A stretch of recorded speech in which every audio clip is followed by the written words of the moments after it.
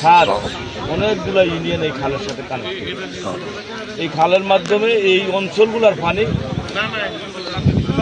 নদীতে, সাগরে যখন জলাবদ্ধতা, বর্ষাকালে যে ভারী বৃষ্টি হয় তখন এই জলাবদ্ধতাটা নিরসনের জন্য এই খালটা খুবই প্রয়োজনীয় এই অঞ্চলের মানুষের জন্য।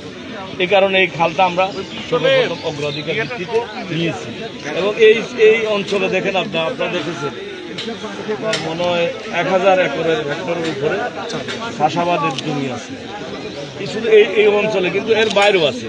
16 নম্বর এটা সুফলভাবে উপর অঞ্চলের যারা আছে 7 নাম্বার 9 নাম্বার এরাও কিন্তু এই খালের কারণে শুষ্ক মৌসুমে সবজি থেকে এবং এই বড় শ্বাস ধানের এগুলা শ্বাসের আওতায় আছে।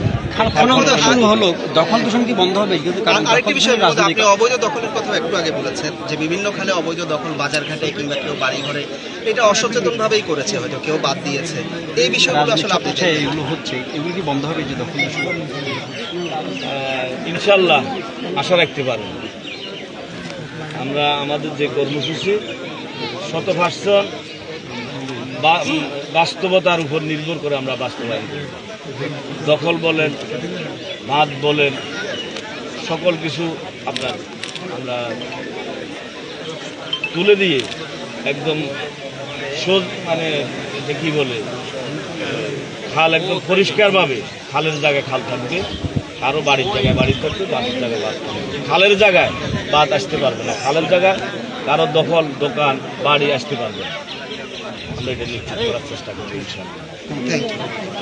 ধন্যবাদ আপনাকে।